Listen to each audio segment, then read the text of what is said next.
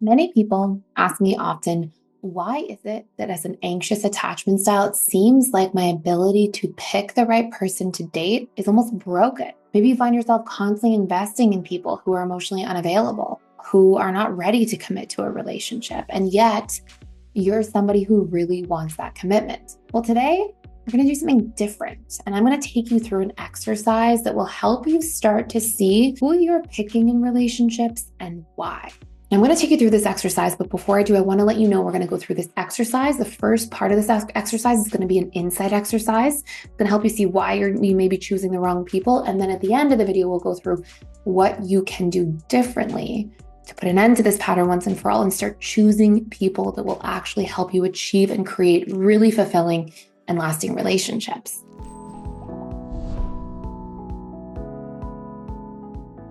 So we're literally going to go right into it. We're going to just start with doing an exercise together. And I'll tell you all the context, a little bit of a surprise. I'll tell you all the context about what the exercise means and how it works and why this gives you all this insight into yourself at the end. I want you to humor me first if you can by just going through these steps. So my first question for you is, who do you keep attracting in relationships? And what about them is so triggering?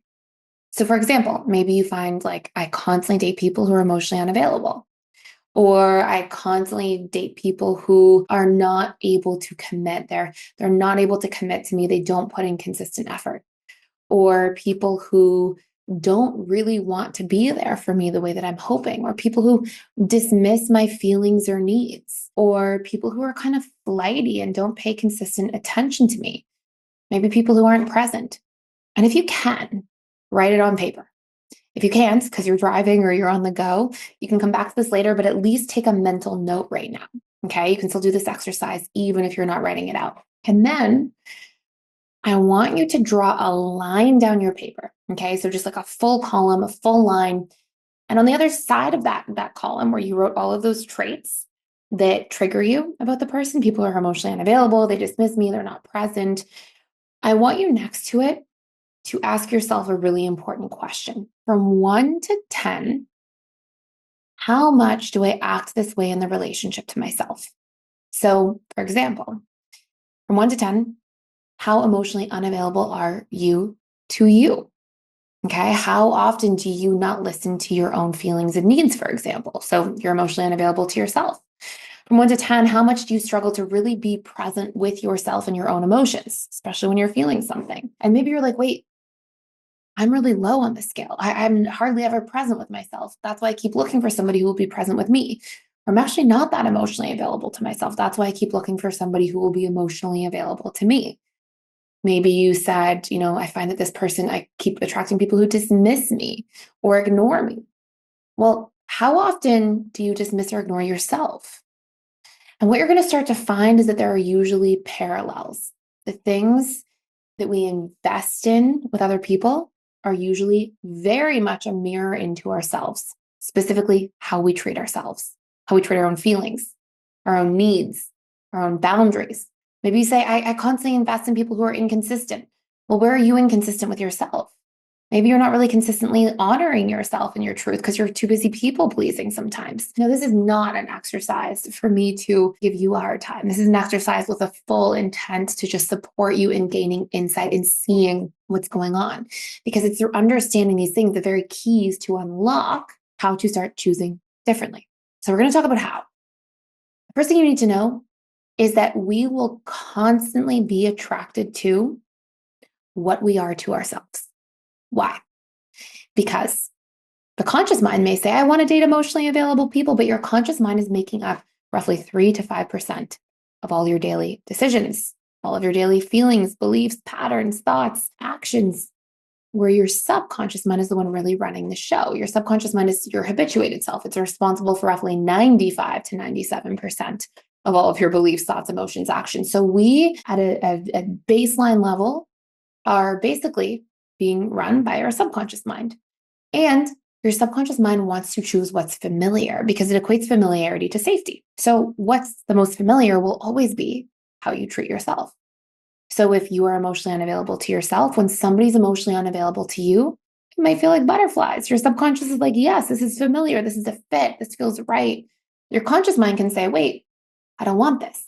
But your subconscious mind will often keep you choosing it. If somebody is not present with you and you struggle to be present with your own self, maybe you find yourself when you go through a stressful situation constantly calling somebody else instead of being present with what's going on inside of you and being attuned to yourself. Instead, maybe you're people pleasing. Then when somebody's not attuned to you and not present with you, you'll be like, oh, this is my flavor. This is what I want. You may find yourself chasing after it even. Conscious mind says, no, I don't want this. I want a different person this time. Subconscious says, this is our comfort zone. Let's choose it again. And so what we have to be able to do, if you want to fix feeling like you're picking the wrong person, I often hear people say, my picker is broken. The way I choose people seems to be broken. Usually what you were choosing is just a representation of how you treat yourself, which means if you want to change how you're choosing, you have to change how you treat yourself first. This is literally the baseline of how you're going to instead invest in secure relationships. Now, before I keep giving you more examples here, I do want to let you know before we go into what you can actually do about this so you can change it. I do want to let you know we have a 14-day free trial. We do this once or twice a year to the Personal Development School. And there's a course in here that really specializes in this. It's called your Shadow Work course.